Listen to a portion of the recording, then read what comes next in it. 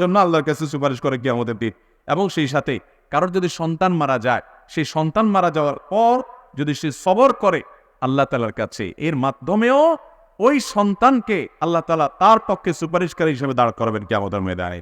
আমাদের অনেকেই ছোট বাচ্চা দুনিয়া থেকে চলে গেছে, কষ্ট সহ্য করা কঠিন হয়ে যায়। এটা আমাদের জন্য একটা সান্ত্বনা যে এই বাচ্চা কিয়ামতের ময়দানে আপনার পক্ষে আল্লাহর আদালতে আপনাকে জান্নাতে নেওয়ার জন্য সুপারিশ করবে ইনশাআল্লাহ। সেই সাথে কারোর জানাজা যদি অনেক বেশি মানুষ হাজির হয়, তো এই মানুষগুলো সুপারিশ করলে আল্লাহ তাআলা তাদের সুপারিশও কবুল করবেন, হাদিসে আছে। আল্লাহ তাআলা আমাদের সবাইকে কিয়ামতের ময়দানে শাফাআতের এই তৌফিক, সুপারিশের এই তৌফিক আমাদের সবাইকে আল্লাহ তাআলা দান করুন।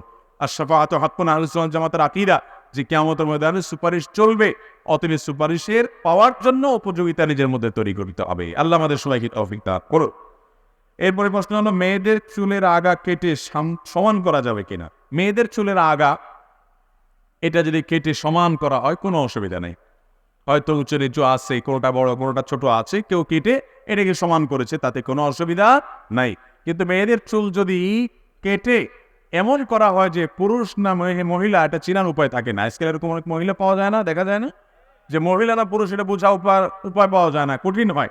তো এরকম যদি হয়ে যায় তাহলে মনে রাখতে হবে লাআনাল্লাহুল মুতাশাব্বিহাত মিনান নিসাই বির-রিজাল, ওই মহিলাদের প্রতি আল্লাহ লানত বর্ষিত হয় যারা পুরুষদের বেশ ধারণ করে। আবার ওই পুরুষদের প্রতি আল্লাহ লানত বর্ষণ হয় লাআনাল্লাহুল মুতাশাব্বিহিনা মিনার-রিজালি বিন-নিসা, যে পুরুষরা মহিলাদের বেশ ধারণ করে। আজকাল দেখবেন কিছু পুরুষ আছে মহিলাদের মতো সাজতে চায়, দেখবেন যে পাঞ্জাবির সাথে একটা ওড়না আছে। আরে পাঞ্জাবির সাথে আবার ওড়না লাগবে কেন? ওড়না তো মহিলাদের লেবাস না, একটা ওড়নার সাথে রাখবে। আবার দেখা যায় মেয়েরা টাকমার নিচে পাজামা পরবে, তো ছেলেদেরকে দেখা যায় তারা টাকমার নিচে পাজামা পরে, মেয়েদের মতো চুল রাখে, আবার মেয়েরা ছেলেদের মতো করে, অর্থাৎ উল্টে যাচ্ছে। কারণ শয়তান জানে যে ছেলেদেরকে যদি মেয়েদের বেশভূষা ধারণ করা যায় আর মেয়েদেরকে যদি ছেলেদের বেশভূষা ধারণ করা যায়, তাহলে জাহান্নামে নেওয়ার পথ সুগম হবে, সহজ হবে। ভাইয়ের আমার, সেজন্য বিষয়ে সাবধান থাকতে হবে। তবে এমনিতে মেয়েদের চুলের আগা কাটলো সমান করার জন্য, তাতে কোনো অসুবিধা নাই। উম্মাহাতুল মুমিনিন রিদওয়ানুল্লাহি তাআলা আজমাইন তারা চুল ছোট করেছেন, বিভিন্ন বর্ণনা দ্বারা বোঝা যায়, জন্য আপনি আগা সমান করলেন, এতে অসুবিধা নেই। ওযুর শুরুতে বিসমিল্লাহ না বললে ওযু হবে কিনা? ওযুর শুরুতে যদি কেউ বিসমিল্লাহ না বলে ওযু হবে কিনা? অনেক ইমামদের মধ্যে ওযু হবে না, কারণ হাদিসে আসছে লা ওযুআ লিমান লাম ইউসাম্মিল্লাহ আও কামা ওয়ারাদা ফিল হাদিস, যে ব্যক্তি ওযুর শুরুতে বিসমিল্লাহ বলবে না তার ওযু হবে না। তবে এটা না বিশুদ্ধ মত। বিশুদ্ধ মত হলো, বেশিরভাগ ফুকাহায়ে কেরামের মত হলো যে বিসমিল্লাহ না বললে ওযু হয়ে যাবে, কিন্তু অপূর্ণাঙ্গ থাকবে। আমাদের অনেকেই আছে যে আলাপ সালাপ করতে করতে, গল্পগুজব করতে করতে ওযু শুরু করছে, অথবা অন্য ধান্দা মাথা রাখতে রাখতে ওযু শুরু করছে, বিসমিল্লাহ বলার খবর নাই। প্রতিটা ভালো কাজে বিসমিল্লাহ লাগবে, সেখানে ওযুর মতো একটা ইবাদত, এটা বিসমিল্লাহ ছাড়া কিভাবে শুরু করার চিন্তা করতে পারেন? এজন্য অপূর্ণতা থাকবে বিসমিল্লাহ বললে, যদিও ওযু হয়ে যাবে। মহিলারা রাতে চুল ছেড়ে ঘুমালে জিনে আসর করে, এটা কি সত্য? এই প্রশ্ন আরো এক জায়গায় দেখছি মানুষ করেছে। তার মানে আমাদের দেশে কুসংস্কার আছে যে মহিলারা রাতে চুল ছেড়ে ঘুমালে নাকি জিনে আসর করে। আমি বলি যে ভাই, যত ফতোয়াবাজি আছে, উল্টাপাল্টা ভুলভাল ফতোয়া, সব মহিলাদের উপরে বেশিরভাগ মানুষ প্রয়োগ করে। কেন? পুরুষের ব্যাপারে বলতে পারেন না যে পুরুষ মাথায় টুপি না দিয়ে ঘুমাইলে শয়তানে বেশি ধরে এনে? ওইটা বলতে পারেন না? বানোয়াট মাসালা যদি বলতেই হয়, তা পুরুষের ব্যাপারে বানোয়াট মাসালা তো পাওয়া যায় না কেন? সব মহিলাদের ব্যাপারে। যাই হোক, এটা ভিত্তিহীন এবং ভুয়া কথা, কুসংস্কারচ্ছন্ন বিশ্বাস। একজন নারী তিনি রাতে শোয়ার সময় চুল বেঁধে ঘুমাবেন নাকি চুল ছেড়ে ঘুমাবেন, এটা তার ব্যাপার। শরীয়ত এক্ষেত্রে কোনো বাধ্যবাধকতা রাখে নাই। তিনি চুল ছেড়েও ঘুমাইতে পারেন, চুল বেঁধেও ঘুমাইতে পারেন, এর সাথে শয়তানের আসল কোনো সম্পর্ক নাই। এরপর প্রশ্ন হলো, সুদের ভয়াবহতা নিয়ে কিছু বলুন। ভাই, সুদের ভয়াবহতা কি বলবো? শুধু একটা কথা বললেই যথেষ্ট। আল্লাহর জমিনে যত হারাম আছে, যত হারাম, কুকুরের গোশত খাওয়া হালাল না হারাম? শুকরের গোশত, মদ, মরা পশু সব হারাম না? যত হারামের তালিকা আছে এর মধ্যে সবচেয়ে ডেঞ্জারাস এবং ভয়াবহ হারাম এটা হলো সুদ। এত মারাত্মক হারাম, এটা আবার বোঝা যায় না। সুদ করলে যদি 1 কেজি আপনার কুকুরের গোশত অথবা শুকরের গোশত রান্না করে ভুনা করে দিয়ে আসেন, সুদখোর বলবে নাউজুবিল্লাহ নাউজুবিল্লাহ। এটা কি খাওয়া যায়? আমি মুসলমান না, কিন্তু উনি কি খাচ্ছেন? সুদ খাচ্ছেন। অনেক গ্রামে মানুষ এরকম সুদে লোন নেয়, সুদে বিভিন্ন কারবার করে, এনজিওর কাছ থেকে, অমুকের কাছ থেকে, তমুকের কাছ থেকে সুদে টাকা নেয়। আছে না নাই? এই সুদখোরদেরকে বলবেন, ভাইরে, এই সুদের কারবার করার চাইতে তুমি একটা মরা গরুর গোশত 1 কেজি খাও, সেটা বরং গুনাহ একটু কম হবে। সেটাও গুনাহ, কিন্তু পরিমাণ একটু। অন্য কোনো হারাম খেলে আল্লাহ তাআলা এত ভয়াবহ কথা বলেন নাই। আল্লাহ বলেছেন, ফাআযানু বিহারবিম মিনাল্লাহি ওয়া রাসূলিহি, যারা সুদ খাবে, সুদের কারবার করবে, সুদের সাথে জড়াবে, তারা যেন আল্লাহ এবং তার রাসূলের সঙ্গে লড়াইয়ের জন্য প্রস্তুত হয়। আল্লাহ এবং তার রাসূলের সাথে লড়াই করবেন? ভাইরা আমার, ভয়াবহ বার্তা এটা। সুদের যত অপকারিতা আছে, সুদ কত ডেঞ্জারাস অপরাধ, যে এর যত ক্ষতি আছে, এর মধ্যে একটা ছোট্ট সাধারণ ক্ষতি হলো নিজের আপন মায়ের সাথে তো জিনা করলে এ যত খারাপ, যত ডেঞ্জারাস, এটা যত বড় পাপ, সুদের অপরাধ তার চাইতে অনেক বড় পাপ। চিন্তা করা যায় ভাইরা আমার, কিন্তু এটা বোঝা যায় না। আমাদের কাছে এখন সুদটা খুব নর্মাল বিষয়। গোটা পৃথিবীর অর্থ ব্যবস্থা দাঁড়িয়ে আছে সুদের উপরে, কারণ ইবলিস সুদের উপরে গোটা দুনিয়াকে উঠাই দিয়েছে, যাতে করে মানুষ জাহান্নামে বেশি যায়, কারণ জাহান্নামে মানুষকে নেওয়াই হলো তার মিশন। আর ইমানদারের চেষ্টা হবে এর বিপরীতে টিকে থাকার চেষ্টা করা। আল্লাহ তাআলা আমাদেরকে সুদকে না বলার মতো ইমানের শক্তি দান করুন। দুনিয়াতে সুদখোরের ধ্বংস অনিবার্য। আপনারা বলবেন, ভাই, সুদের কারবার করলে আল্লাহ এবং তার রাসূলের বিরুদ্ধে বিদ্রোহ, যুদ্ধের শামিল, এটা হয় সেটা হয়, আল্লাহ তাআলা ধ্বংস করবেন। আল্লাহ কোরআনে বলেছেন যে আহাল্লাল্লাহুল বাই'a ওয়া হাররামার রিবা। আল্লাহ বলেছেন যে ইউরবিস সাদাকাত, সাদাকাকে আল্লাহ তাআলা বাড়িয়ে দিবেন, কিন্তু রিবাকে আল্লাহ কি করবেন? ইয়ামহাকুল্লাহুর রিবা ওয়া ইউরবিস সাদাকাত। রিবাকে আল্লাহ ধ্বংস করবেন, সুদকে আল্লাহ ধ্বংস করবেন, আল্লাহ ওয়াদা করেছেন। তো আল্লাহ সুদকে ধ্বংস করবেন বলছেন, আমরা দেখি সুদের মহাজনরা এক একটা তো আরো বেশি বেশি দামি দামি লাক্সারিয়াস গাড়ি হাঁকায়, বাড়ি হাঁকায়, পয়সা করি হাঁকায়। ভাইরা আমার, আল্লাহর ধ্বংস এটা কতভাবে হতে পারে আমরা কল্পনাও করতে পারি না। একটা মানুষ অনেক গাড়ি বাড়ি হাঁকিয়েও তার ভেতরে তাণ্ডব চলতে পারে, অশান্তির সমুদ্রে ডুবতে পারে। হতে পারে কি পারে না? আছে না নাই আমাদের আশেপাশে এরকম? ভাইরা আমার, এজন্য সুদের এই ভয়াবহতা থেকে একজন ইমানদারকে অবশ্যই বেঁচে থাকতে হবে। সুদের শাস্তি আল্লাহ তাআলা কি দিবেন, কিভাবে দিবেন, নবী করিম সাল্লাল্লাহু আলাইহি সাল্লামকে মেরাজে নিয়ে আল্লাহ তাআলা দেখিয়েছেন কিভাবে ভয়ঙ্কর হবে সুদখোরের শাস্তি জাহান্নামীদের মধ্যে হবে। আল্লাহ আগাম দেখিয়েছেন। দুনিয়াতেও আল্লাহ তাআলা সুদখোরকে শাস্তি দিয়ে থাকেন। এজন্য ভাইরা আমার, যত কষ্ট হয় হোক, হক হালালি চলবেন, প্রয়োজনে কষ্ট করে চলবেন, ব্যবসা একটু ছোট রাখবেন, তবুও সুদের কারবারে যত সম্ভব জড়াবেন না। আল্লাহ আমাদেরকে বুঝার তৌফিক দান করুন। অনেক সময় দেখা যায় বাচ্চারা ঘুমের মধ্যে হাসে, এটার কারণ কি? বাচ্চারা ঘুমের মধ্যে হাসে, এটার কারণ কি? কেন শুধু বাচ্চারা হাসে, বড়রা হাসে না?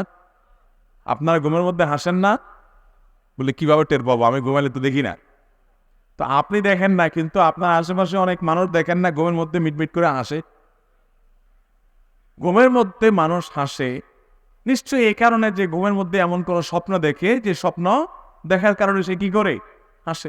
আবার ঘুমের মধ্যে মানুষ কাঁদেও, কাঁদার বানও করে, কারণ হয়তো সেরকম স্বপ্ন সে দেখে। বাচ্চারা একটু দুর্বল চিত্তের হয়, তাদের স্বপ্নগুলো খুব বেশি বেশি তারা স্বপ্ন দেখে। অনেক সময় শয়তান তাদের উপরে প্রভাব বিস্তার করে, তারা কান্নাকাটি করে, তারা আতঙ্ক বোধ করে, চিল্লায় উঠে, তাদেরকে ভীত সন্ত্রস্ত করে শয়তান।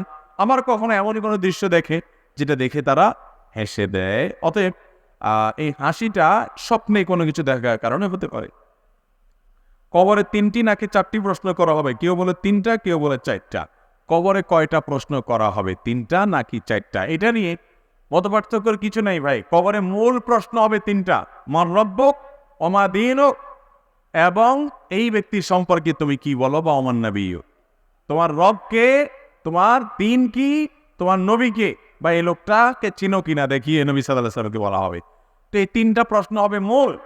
এই প্রশ্নগুলোর উত্তর দেওয়ার পর কোনো কোনো হাদিসে আসছে আবার জিজ্ঞাসা করা হবে যে মা আলামাকা আও মা আদরাকা, তুমি কিভাবে জানলা, তোমাকে কে বলেছে? তখন সে বলবে কারাতু কিতাবাল্লাহ, আমি আল্লাহর কিতাব পড়েছি, সেখানে পেয়েছি। অর্থাৎ জেনে শুনে বুঝে মুসলমান হয়েছে। আর যে মুনাফিক, সমাজের সবার তালে তালে মুসলমান সাজছে। অনেক মুনাফিক আছে যে মুসলমানের ভান ধরে, কিন্তু আসলে সে মুসলমান না, ইসলামের প্রতি তার আস্থা বিশ্বাস নাই। অনেক শিক্ষিত নামের এরকম মুনাফিক আমাদের সমাজে আছে। এরা যেহেতু দুনিয়াতে সবাই তালে তালে বলছে, ওখানেও তালে তালে বলবে, তখন তারা আটকে যাবে। আল্লাহ যখন জিজ্ঞাসা করবেন বা আল্লাহর ফেরেশতা যখন জিজ্ঞাসা করবেন তুমি কোত্থেকে জানলা, বলবে যে সামিআতুন নাস ইয়াকুলু, এই টাইপের কিছু বলবে যে লোকেরা বলছে, আমিও তাদের তালে তালে বলছি। এজন্য ভাইরা আমার, ইমানটাকে মজবুত করতে হবে, নেফাকি থেকে নিজেকে পরিচ্ছন্ন করতে হবে। তাহলে চতুর্থ প্রশ্নটা হবে পরিপূরক প্রশ্ন। মৌলিক প্রশ্ন কয়টা? 3টা। সুন্নত না পড়ে শুধু ফরজ নামাজ আদায় করলে হবে কিনা? সুন্নত না পড়ে ফরজ নামাজ আদায় করলে হবে। কি হবে? লবণ ছাড়া তরকারি হবে। লবণ ছাড়া কি হবে ভাই? লবণ ছাড়া তরকারি কি হয় না হয় না? লবণ ছাড়া তরকারি হয় না? মরিচ ছাড়া তরকারি হয় না? হলুদ ছাড়া তরকারি হয় না? তেল ছাড়া তরকারি হয় না? তো সব ছাড়াই তো তরকারি হয়। পানি আর একটু সবজি সিদ্ধ করে নিলে সেটাও কি হয়? এক রকমের তরকারি। তো সুন্নত নামাজ না পড়ে শুধু ফরজ পড়লে এইরকম নামাজ হবে আর কি, হবে, কিন্তু ভালো করে হবে। মনে রাখবেন, 5 ওয়াক্ত ফরজ সালাতের আগে পরে বিভিন্ন সুন্নত সালাত যে শরীয়তে রেখেছে, এটি আমাদের ফরজ সালাতের পরিপূরক। ফরজ সালাতের জন্য রিহার্সেল, প্রস্তুতিমূলক আয়োজন। আবার কিয়ামতের ময়দানে বান্দার যদি ফরজ আমলে ঘাটতি হয়, নফল আমল দিয়ে আল্লাহ তাআলা পূর্ণ করবেন। 5 ওয়াক্ত সালাতের আগে পরে সুন্নত সালাতগুলো এত গুরুত্বপূর্ণ সুন্নত যে আমাদের নবীজি সাল্লাল্লাহু আলাইহি সাল্লাম এগুলো কখনো ছাড়তেন না। এটা সাধারণ নফল নামাজ না, অনেকে পড়ে না। এটা সাধারণ সালাতের মতো না, এটা গুরুত্ব আছে। নবীজি সাল্লাল্লাহু আলাইহি ওয়াসাল্লাম এটা ছাড়তেন না। একবার যোহরের আগে 4 রাকাত সুন্নত মেহমান আসার কারণে বা কোনো একটা কারণে এঙ্গেজ হয়ে তিনি পড়তে পারেন নাই, তো পরে সেটা তিনি পড়েছেন। তার মানে এই সুন্নতগুলোকে তিনি সাধারণত বিনা কারণে একান্ত নিরুপায় হওয়া ছাড়তেন না। আপনার কখনো অসুবিধা, আপনি সফরে আছেন, তখন আপনি সুন্নত পড়লেন না, কিংবা আপনি এমন কোনো কাজে আছেন যে সুন্নত পড়ার টাইম নাই, তো আপনি শুধু ফরজটা পড়লেন, ইনশাআল্লাহ ওয়াক্তের ফরজ আদায় হবে। হঠাৎ এরকম হয়েছে বিশেষ কোনো কারণে, গুনাহ হবে না। কিন্তু আপনি নিয়মিত এরকম করেন, অভ্যাস বানায় নিছেন, তাহলে আপনার ফরজের দায়মুক্ত আপনি হয়ে গেলেন, ওয়াক্তের ফরজ আদায় হয়ে যাবে, কিন্তু আপনার সালাতটা ওই লবণ ছাড়া তরকারির মতো, ওই ওয়াক্তের সালাতটা অপূর্ণাঙ্গতা থেকে গেল, সুন্নত হলো না, সুন্নত ছাড়া হলো। অতএব 5 ওয়াক্ত ফরজ সালাতের আগে পরে সুন্নতগুলো পড়ার চেষ্টা করতে। কিন্তু আবার এরকম যেন না হয় যে সুন্নত পড়ার সময় নাই, এই জন্য আমি নামাজই পড়বো না। আপনার সময় কম আছে, সুন্নত বাদ দিয়ে শুধু ফরজ পড়ে, তারপরে আপনাকে ওয়াক্তের ফরজ আদায় করতে। ওয়াক্তের মূল রাকাত হলো ফরজগুলো, সুন্নতগুলো ওয়াক্তের মূল রাকাত না। যেমন আপনাকে যদি জিজ্ঞেস করা হয় জোহরের সালাত কয় রাকাত, আপনি কয় রাকাত বলবেন? 4 রাকাত। জোহরের মূল সালাত কয় রাকাত? 4 রাকাত। তার আনুষঙ্গিক সুন্নাত সালাত আছে, মূল সালাত 4 রাকাত। কখনো যদি আপনার মনে হয় আপনি ক্রিকেট খেলা দেখতে গিয়া একবারে নেশায় বুধ হয়ে গেছেন, এখন আপনার আপনার আপনার সুন্নত সহ আগে 4 রাকাত, পরে 2 রাকাত, ফরজ সহ 15 মিনিট আপনি সালাত আদায় করবেন না, কারণ 1 ওভার বাকি আছে, মাত্র 6টা বলের মধ্যে শেষ হয়ে যাবে। এই ফাঁকে আপনি নামাজ পড়তে গেলে আপনি এটা মিস করতে চাচ্ছেন না। ইমান যদি এত দুর্বল হয়, এই ফাসিকি চিন্তা ভাবনা যদি আপনার উপরে ভর করে, তাহলে কমপক্ষে 4 রাকাত ফরজ হলেও আপনি জামাতের সাথে পড়ে চলে যান, তারপরেও আপনি সুন্নত সহ পুরো প্যাকেজ পড়তে পারবো না, এই কারণে সালাতই পড়লেন না বা জামাতই তরক করলেন, এটা কখনো জায়েজ হতে পারে না। তাহলে খোলাসা কথা হলো, সুন্নত সালাত পড়ার চেষ্টা করতে হবে। কোনো বিশেষ কারণে কখনো বাদ গেল সেটা ভিন্ন কথা। শুধু স্বামী স্ত্রী একা একা বিবাহ বার্ষিকী পালন করতে পারবে কিনা, তার মানে বাসার ভেতরে স্বামী স্ত্রী 2 জন হঠাৎ করে মনে হলো, আরে আজকের দিনে না আমরা 2 জন ফাঁসছিলাম, 10 জন ফাঁসছিলাম আজকের দিনে, একজন আরেকজনের গলা রশি ফালাইছিলাম এই দিনে, এটা স্মরণ হলো। এই দিনে আপনাদের 2 জনের মধ্যকার বৈবাহিক সম্পর্ক হয়েছে, স্মরণ হওয়ার কারণে এটা একটা বিশেষ ফিলিংস কাজ করলো, আলোচনা করলেন, নিজেদের ঘরোয়া কোনো কিছু, কোনো আনুষ্ঠানিকতা যেটাকে বলা যায় সেটা নয়, এতে কোনো দোষের কিছু নেই। কিন্তু মনে রাখবেন যে কালচারগুলো ভিন্ন ধর্মাবলম্বীদের থেকে এসেছে, ইয়াহুদি নাসরাদের থেকে এসেছে, একজন মুসলমান সেগুলোকে অনুসরণ করবে। অতএব এটাকে আনুষ্ঠানিকতা দেওয়া, আনুষ্ঠানিকতার রূপ দেওয়া, ঘটা করা, এই কাজ সুন্নাত তো নয়, বরং এটি মুসলমানদের কোনো কালচার নয়। নবী করিম সাল্লাল্লাহু আলাইহি ওয়াসাল্লাম বলেছেন, লা তাত্তাবিউন্না সুনানা মান কানা ক্বাবলাকুম, তোমাদের পূর্বে যারা চলে গেছে একটা সময় আসবে তোমরা তাদের অনুসরণ করবে, তারা যা করবে তোমরা তাও করবে। বলা হলো ইয়া রাসূলুল্লাহ কাদের কথা আপনি বলছেন, ইহুদীদের কথা না সালাতের কথা? নবী সাল্লাল্লাহু আলাইহি ওয়াসাল্লাম বলছেন তাদের ছাড়া কার কথা বলবো, ইহুদীদের কথাই বলা হয়েছে। এই জন্য ভাইরা আমার, এই বিবাহ বার্ষিকী বা এই জাতীয় যত আনুষ্ঠানিকতা আছে এগুলা বিজাতীয়দের অন্ধ অনুকরণ থেকে হয়। আল্লাহ তাআলা আমাদেরকে যে কালচার দিয়েছেন সেটি আমাদের জন্য যথেষ্ট ইনশাআল্লাহ। তবে হ্যাঁ, যে বললাম, স্বামী স্ত্রী একান্ত দুজনে একজন আরেকজনের সাথে আলাপ হলো, স্মরণ হলো, কোনো ফিলিংস কাজ করলো তাদের মধ্যে, একান্ত ঘরোয়া ভাবে আনুষ্ঠানিকতার তেমন কিছু থাকলো না, ঘটা কিছু থাকলো না, তো এটুকু জায়েজ হতে পারে, নওয়া হতে পারে শর্ত সাপেক্ষে। অনেক মহিলার মুখে পশম গজায়, দাড়ি হয়, এগুলো কাটলে গুনাহ হবে কিনা? অনেক মহিলা আছে যাদের হরমোন জনিত সমস্যার কারণে মুখে দাড়ি গজায়, অনেকের 2-4টা গজায়, অনেকের আরো বেশিও গজায়। তো যদি অনেক বেশি দাড়ি গজায়, সেই দাড়ি কাটাতে তো অসুবিধা নাই, বরং অনেক ফকিদের মতে, অনেক ফোকাহার মতে গায়ে এগুলো কাটা বরং ওয়াজিব, আবশ্যক। কারণ এগুলো না কাটলে পুরুষের মতো দেখাবে, এবং পুরুষের মতো দেখানোটা এটা তার জন্য নানান দিক থেকে, শরিয়া দৃষ্টিকোণ থেকেই উচিত নয়, সেভাবে থাকা উচিত নয়, সেই জায়গা থেকে এগুলো কেটে ফেলবে। আর যদি এমনি দাড়ি ছাড়া অন্যান্য পশম হয়, অতিরিক্ত পশম হয়, অনেক লোকের আছে, সেটা যদি রোগের মতো, অর্থাৎ এটা অসুস্থতা হরমোনজনিত কারণে হয়, তাহলে ট্রিটমেন্টের অংশ হিসাবে সেগুলো তোলাতেও অসুবিধা নাই। এরপরে প্রশ্ন হলো, আমি নামাজ পড়ি, বেশি বেশি পাপ কাজও করি, কি করলে সবসময় পাপ থেকে মুক্ত থাকতে পারবো? জানালে উপকৃত হবো। ভাই, কোনো যুবক বা কোনো মানুষ সালাত আদায় করেন, পাশাপাশি অনেক পাপ হয়ে যায় তার দ্বারা, এই যে একটা অনুভূতি যে আমার দ্বারা অনেক পাপ হয়ে যাচ্ছে, এটা অ্যাপ্রিসিয়েট যোগ্য একটা অনুভূতি। এই অনুভূতির কারণে তাকে বিশেষভাবে শুকরিয়া জানানো উচিত যে তার ভিতরে এই ফিলিংস আসছে যে আমি অনেক পাপের সাথে জড়িত, কিভাবে আমি বাঁচার চেষ্টা করবো। আলহামদুলিল্লাহ, আমরা সেই যুবক ভাইকে বলতে চাই যে, বা এরকম যে কারণ হোক, যুবক হোক, অন্য কোনো বয়সে মানুষ হোক, যদি সালাতের পাশাপাশি অন্যান্য পাপাচারে আপনি লিপ্ত হন, ছুটতে না পারেন, তাহলে প্রথম কাজ হবে আপনি সালাতের প্রতি আরো বিশেষ করে মনোযোগ দেন, এবং সালাতকে আপনি সঠিকভাবে আদায় করছেন কিনা ত্রুটি কোটা কোটা আছে বের করেন। 1 নম্বর, খুব ধীরে ধীরে সময় নিয়ে সালাত আদায় করেন, খুব সময় নিয়ে। 4 রাকাত সালাত কমপক্ষে 10 মিনিট ধরে যদি পড়তে পারেন, 2 রাকাত সালাত আদায় করতে যদি 5টা মিনিট সময় বরাদ্দ দিতে পারেন, আস্তে আস্তে রুকু করেন, আস্তে আস্তে সিজদা করেন, লম্বা সময় নেন, সালাতের কোয়ালিটি বাড়বে, সালাতের মান বাড়বে। এরপরে মনোযোগের সাথে সালাত আদায় করবেন, মহব্বতের সাথে তাসবিহ পড়বেন রুকুতে, সিজদাতে, এবং যা পড়বেন বুঝে পড়ার চেষ্টা করবেন, নিজের সাথে লড়াই করে হলেও মনোযোগ ধরে রাখার চেষ্টা করবেন। ইনশাআল্লাহ দেখবেন এই সালাত আপনাকে পাপাচার থেকে সরায় আনবে, কারণ আল্লাহ বলেছেন ইন্নাস সালাতা তানহা আনিল ফাহশাই ওয়াল মুনকার, সালাত মানুষকে অন্যায় অশ্লীল কাজ থেকে বিরত রাখে। 1 নাম্বার 2, পাপের কাজ থেকে বাঁচার জন্য সব সময় রাখতে হবে পাপের পরিবেশ থেকে বাঁচতে হবে। পরিবেশ, যেই জায়গায় যেই পরিবেশে গেলে, একজনে ফেসবুকে গেলে আর চোখের গোড়া থেকে বাঁচতে পারে না, তাহলে সে ফেসবুক ডিএক্টিভ করে ফেলবে। একজনে ইউটিউবে গেলে ওয়াজ শুনতে শুনতে পরে কোথায় কোথায় যায়, আওয়াজের ভিতরে ঢুকে যায় সে, তাহলে সে ওইখানে যাবেই না, ওই অ্যাপই ফেলে দিবে। দরকার নেই আমার অনলাইনে ওয়াজ শোনার, ইউটিউবে ওয়াজ শোনার, যে ওয়াজ থেকে আমি আওয়াজে যাইয়া আরো অন্যান্য জগতে চলে যেতে নিজেকে নিয়ন্ত্রণ করতে পারি না।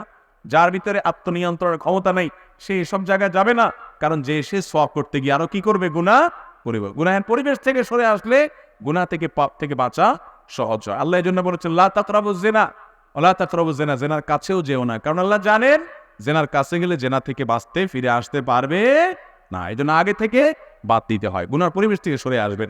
নাম্বার 3, পাপাচার থেকে বাঁচার জন্য আল্লাহর কাছে পানা চাইতে হয়। যখন মনটা নরম হবে, একটু চোখের পানি ফেলে কেঁদে দেন, আল্লাহ আমি তো পারি না। এবং পাপ থেকে বাঁচার জন্য 3 নম্বর কাজ হলো ভাই, বেশি বেশি করে দোয়া করবেন, দোয়া। 4 নম্বর কাজ হলো বেশি বেশি করে দোয়া করবেন।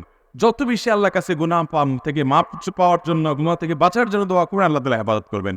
এবং 5 নম্বর কাজ হলো নেককারদের সামনে যে থাকবেন। তাহলে আবারও 5টা পয়েন্ট বলতেছি। 5 ওয়াক্ত সালাতকে যত সুন্দর করে, আরো বেশি সময় নিয়ে, আরো মনোযোগের সাথে, আরো মহব্বতের সাথে, অর্থ বুঝে বুঝে আদায় করবেন, গুনাহ থেকে বাঁচা সহজ হবে। গুনাহের পরিবেশ থেকে সরে আসবেন, গুনাহের উপকরণগুলো থেকে নিজেকে সরায় নিয়ে আসবেন। আর নাম্বার 3, আল্লাহর কাছে বেশি বেশি কি করবেন, দোয়া করবেন, আল্লাহ যেন হেফাজত করে, এবং নেককারদের সোহবত এবং সান্নিধ্যে থাকবেন বেশি বেশি, ইনশাআল্লাহ গুনাহ থেকে বাঁচা সহজ হবে। আমার দাদার বয়স 75-এর উপরে, সে আমার জানা মতে কখনো নামাজ কামায় দেয় নাই, হজও করেছে, তাবলিগেও গেছে, এখন সে নামাজ পড়ে না 2 বছর যাবত। আমরা যদি নামাজ পড়তে বলি সে বলে 80 বছর হলে নামাজ পড়তে হয় না। এখন আমাদের করণীয় 80 বছর হলে এরপরে নামাজ মাফ, এরকম কোনো কথা কোরআন হাদিসে কোথাও বলা হয়নি। আল্লাহ কোরআনে বলেছেন ওয়াবুদু রাব্বাকা হাত্তা ইয়াতিয়াকাল ইয়াকিন, তুমি তোমার রবের ইবাদত করো কতক্ষণ পর্যন্ত? যতদিন পর্যন্ত তোমার মওত না আসে। ইয়াকিন মানে মওত, তোমার মৃত্যু আসার আগ পর্যন্ত তুমি ইবাদত করতে থাকো, ইবাদত করতে থাকো। তাহলে বয়স 80 না 70 না 60 না 90 এটা দেখার বিষয় না। বিষয় হলো যতদিন তার প্রাণ আছে ততদিন, যতদিন তার সেন্স আছে, হুঁশ আছে, তাকে সালাত আদায় করতে হবে। ভাইরা আমার, আমাদের প্রাণের নবী মুহাম্মদ মুস্তাফা সাল্লাল্লাহু আলাইহি ওয়াসাল্লাম তার জীবনের শেষ মুহূর্তের সালাত কি ছিল? তিনি সালাতের জন্য তার রুম থেকে উঠে, আপনারা যারা মদিনায় গেছেন মসজিদে নববীতে জানেন, নবীজি সাল্লাল্লাহু আলাইহি সাল্লামের কবর যেখানে, সেটাই তার বাসা ছিল। আর সেখান থেকে তার মিম্বর, এখান থেকে আপনাদের মঞ্চের শেষ মাথা পর্যন্ত, এত দূরও হবে না, আরো কাছে হবে। এতটুক জায়গা তিনি পায়ে হেঁটে যাওয়ার মতো শক্তি ছিল না। তখন তিনি সালাতের সময় দুইজনকে ডাকলেন।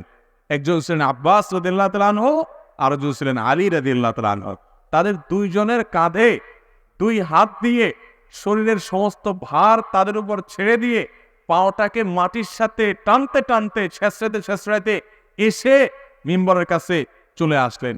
এসে দাঁড়িয়ে সালাত আদায় করার ক্ষমতা ছিল না, ইমামতি করার মতো অবস্থা ছিল না। ইশারা দিলেন আবু বকর যেন ইমামতি করে। আবু বকর রাদিয়াল্লাহু তাআলা ইমামতি করলেন। তিনি পিছনে বসে বসে মুক্তাদি হয়ে সালাত আদায় করলেন। নবীজি যদি আল্লাহর নবী হয়ে জীবনের শেষ মুহূর্তে এইভাবে এত কষ্ট করে টেনে টেনে বাসায় পড়তে পারতেন, অসুস্থ মানুষ, কিন্তু না, পাওকে মাটির সাথে টানতে টানতে দুইজনের ঘাড়ে ভর করে করে তারপরে মসজিদে গিয়ে সালাত আদায় করেছেন। যারা বলছেন যে আমার আর সালাত আদায় করা লাগবে না, বা সালাত আদায়ের পরে যাদের গাফলতি আছে, শক্তি সবল থাকা সত্ত্বেও, তারা কিয়ামতের দিন আল্লাহর কাছে কি জবাবদিহি করবে? 5 ওয়াক্ত সালাত আদায় করবো তো ইনশাআল্লাহ। অতএব 80 বছর বয়স হয়ে গেলে আর সালাত আদায় করতে হয় না, এটা ভিত্তিহীন কথা। এমন কোনো বয়স নাই যে বয়সে চলে গেলে শরীয়ত কি হয়ে যায়? মাপ হয়ে যায়। হ্যাঁ, একজন মানুষ অক্ষম হয়ে গেছে, সেটা 60 বছরও যদি হয়, তার সেন্স নাই, আইসিইউতে আছেন, কোনো উপদেশ নেই, তিনি কিভাবে সালাত আদায় করবেন? তার জন্য শরীয়তে সালাত মাফ। এই অবস্থা তার মওত হয়ে গেছে, সেন্সার আসে নাই, অতএব তার গুনাহ হবে না ইনশাআল্লাহ। ইসলামে বিয়ে ফরজ। শারীরিক অসুস্থতা থাকলে বিয়ে না করে কি পড়েছেন তা রাসূল আবু বকর রাদিয়াল্লাহু আনহু ইমামতি করতে বলেছে, আবু বকর রাদিয়াল্লাহু আনহু করতে চান নাই। জি, রাসূল আকরাম সাল্লাল্লাহু আলাইহি ওয়াসাল্লাম ইমামতি করেছে। আবু বকর রাদিয়াল্লাহু তাআলা আনহু কি ইমামতি জন্য, এবং আপনি তাকে ইমামতি করতে বলছেন। আমার আব্বা নরম দিলের মানুষ, নরম দিলের মানুষ, তিনি আপনার সাথে সামনে ইমামতি করবে, আপনার সামনে তিনি দাঁড়িয়ে সালাত আদায় করবেন সবার সামনে, এই হিম্মত তার নাই। তিনি খুব নরম কোমল হৃদয়ের মানুষ, এই জন্য ইমামতি রাসূল সাল্লাল্লাহু আলাইহি ওয়াসাল্লাম করছেন। কিন্তু রাসূল আকরাম সাল্লাল্লাহু আলাইহি ওয়াসাল্লাম অফার করছেন, ইশারা করছেন কাকে? আবু বকর সিদ্দিক রাদিয়াল্লাহু তাআলা আনহু। ইসলামে বিয়ে ফরজ। শারীরিক অসুস্থতা থাকলে বিয়ে না করে কি বেহেশতে যাওয়া যাবে? বিয়ে ফরজ আপনারা কে বলেছে? বিয়ে তো সাধারণ অবস্থায় ফরজ না, স্বাভাবিক অবস্থায় বিয়ে করা সুন্নাহ। অর্থাৎ একটা মানুষ বিয়ে না করলে গুনাহে লিপ্ত হবে না, এরকম কনফিডেন্ট বা আত্মবিশ্বাস তার নিজের উপর নিজের আছে। এই অবস্থায় তার জন্য বিয়ে করা ফরজ না, এই অবস্থায় বিয়ে করা হলো সুন্নাহ। নবী করিম সাল্লাল্লাহু আলাইহি ওয়াসাল্লাম বলেছেন আন-নিকাহু মিন সুন্নতি, বিবাহ আমার সুন্নাহর অন্তর্ভুক্ত। তবে যদি কেউ বিয়ে না করলে সে জিনা থেকে বাঁচতে পারবে না, আবার এদিকে বিয়ে করার মতো শারীরিক এবং আর্থিক সক্ষমতাও তার আছে, এই ব্যক্তির উপরে বিয়ে আবশ্যক, তার জন্য বিয়েও জরুরি। তো এখন স্বাভাবিক অবস্থায় বিয়ে তো ফরজ না, সুন্নাহ। কিন্তু কোনো মানুষ অসুস্থ, শারীরিকভাবে অক্ষম, তাহলে তার উপরে বিয়ে কি না? ফরজ না। এখন অক্ষমতাটা আবার মুশকিল হলো, অনেকের ওয়াসওয়াসার রোগ আছে। অনেক যুবক আছে আজকাল যে ওয়াসওয়াসার রোগের রোগী, যে তার নিজের বিয়ের ব্যাপারে কনফিডেন্ট নাই, তার মধ্যে ভয় আতঙ্ক আছে। এগুলো অহেতুক ভয় অনেক সময় থাকে। তো এই বিষয়গুলো প্রত্যেকে যার যারটা তাকে আইডেন্টিফাই করে বের করতে হবে। কিন্তু যদি এমন হয় যে না, আমার স্ত্রীর প্রয়োজন পূরণ করার মতো বা তার হক আদায় করার মতো শারীরিক সক্ষমতা টোটালি নেই, এরকম কারো যদি মনে হয়, তাহলে সে ব্যক্তির জন্য বিয়ের বরং জায়েজই নাই, কারণ তিনি বিয়ে করে একজন মেয়ের কি করবেন, হক নষ্ট করবেন। এরপর প্রশ্ন হলো, আমি 5 ওয়াক্ত নামাজ পড়ি, মাঝে মধ্যে খারাপ চিন্তা চলে আসে, তখন কি করতে হবে? আপনি 5 ওয়াক্ত সালাত আদায় করেন, 5 ওয়াক্ত সালাত আদায় করার পরও মনের ভিতরে খারাপ চিন্তা আসতে পারে। মনের ভিতরে খারাপ চিন্তা আসাটা অস্বাভাবিক না, কিন্তু ইচ্ছাকৃত খারাপ চিন্তা করা অথবা খারাপ চিন্তাকে ধরে রাখা, এটা হলো দোষের, এটা হলো ত্রুটি। বিধায় আল্লাহ তাআলার কাছে দোয়া করতে হবে যে আল্লাহ, আমার অন্তরের সমস্ত ওয়াসওয়াসা এবং খারাপ চিন্তাগুলোকে আপনার ভয় দিয়ে পরিপূর্ণ করে দিন। এবং বিশেষ করে যখন ওয়াসওয়াসা আসবে, আল্লাহ সম্পর্কে বাজে চিন্তা আসবে, বাম দিকে থুতু ফেলবেন। থুতু ফেলা বলতে, থুতু বলতে প্রতীকী থুতু ফেলা, গাল ভর্তি করে থুতু ফেলার উদ্দেশ্য না, যে শুয়ের আগা যে পরিমাণ পানি পড়ে ওইভাবে থুতু করা জাস্ট। এবং আউযু বিল্লাহি মিনাশ শাইতানির রাজিম বা আউযু বিল্লাহ, এটা পাঠ করলে আল্লাহ রাব্বুল আলামিন শয়তানের ওয়াসওয়াস থেকে বাঁচান। আরেকটা তো হাদিসে আছে, নবী করিম সাল্লাল্লাহু আলাইহি ওয়াসাল্লাম শিক্ষা দিয়েছেন, সেটা হলো আমানতু বিল্লাহি ওয়া রাসূলি, আমি আল্লাহর প্রতি, আল্লাহ রাসূলের প্রতি ঈমান আনলাম। আমানতু বিল্লাহি ওয়াল ইয়াউমিল আখির, আল্লাহর প্রতি ঈমান আনছি বললে শয়তান ওয়াসওয়াসা থেকে মন্ত্রণা দেওয়া থেকে সে আপনাকে দূরে সরে যাবে।